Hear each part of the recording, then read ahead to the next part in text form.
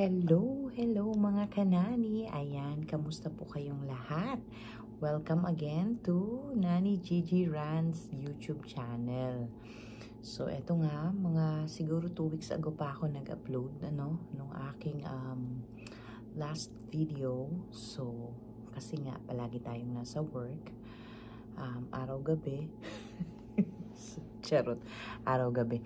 But, yes po, dalawa po ang trabaho ni Nani, kaya talaga pong sobrang busy tayo, But ngayon po, medyo may time tayo, wala naman tayong ginagawa, nakaupo lang tayo ngayon dito sa ating trabaho, kasi nga panggabi tayo. So, i-grab ko na tong opportunity na ito na makapag, vlog kahit konti lang at maiksi lang, But, ito pong vlog na ito ay hindi about dito sa mga nani-nani, or buhay nani dito sa Canada. Ang vlog ko po today is about yung mga kababayan natin na andito sa Canada, na mga napapanood ko sa iba-ibang social media like Facebook, YouTube, or kung saan-saan pa, sa Reels and this and that. So, sa lahat po ng mga napapanood ko na videos or vlog or whatever, ay talaga namang lahat ay comment about sa hindi maganda dito sa Canada. Yung mga talagang halos yun lang ang kanilang mga vlog. Ang hirap dito sa Canada, kayod marino sa Canada, hindi ka mabubuhay sa Canada ng ang trabaho mo lang ay isa, dalawa, kailangan 2 or 3, or meron pang mga nagsasabi na dito sa Canada ay wala talagang oras na magliwaliw, puros trabaho. Okay, nandun na tayo, pero bibigyan ko lang po yan ng comment, mga kanani natin. At ito ay personal ko lang na comment, dahil na-experience ko naman din ang buhay dito sa Canada, katulad nila, na mga nandito na rin sa Canada na ating mga kababayang Pinoy, So, huwag kayong magagalit sa akin. Ito ay aking personal na comment lang. Huwag tayong puros reklamo. Reklamo tayo ng reklamo na pangit dito sa Canada, hindi masaya sa Canada, pagod na pagod sa Canada kasi nga walang pahinga dahil sa dami ng bills. Ito lang ang masasabi ko, napakasimple lang.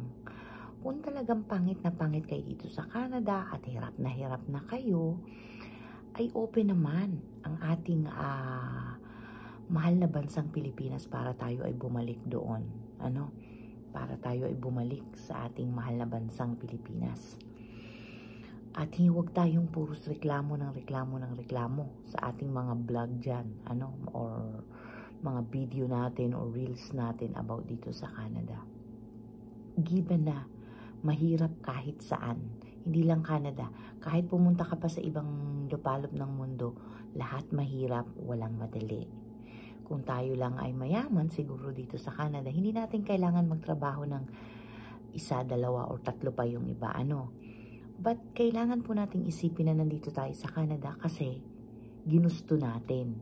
Nangarap tayong makarating para sa kinabukasan ng ating pamilya at nang matulungan natin sila at in the future madala natin sila dito.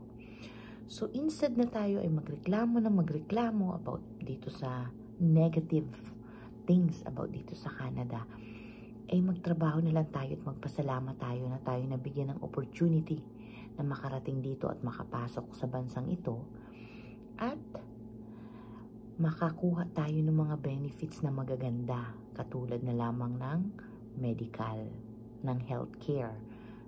Oo, kinakalta sa ating tax, pinagtatrabuhan natin yon. But ang good thing dun is pag tayo nagkasakit or kailangan natin ng medical attention, pupunta lang tayo sa hospital or kukuha lang tayo ng appointment. Unlike sa Pinas na nagbabayad nga tayo ng tax, pero pagpunta natin sa hospital, may bayad pa rin. Hindi ka pa nga tatanggapin kung wala kang pang down payment. So, alam mo yon.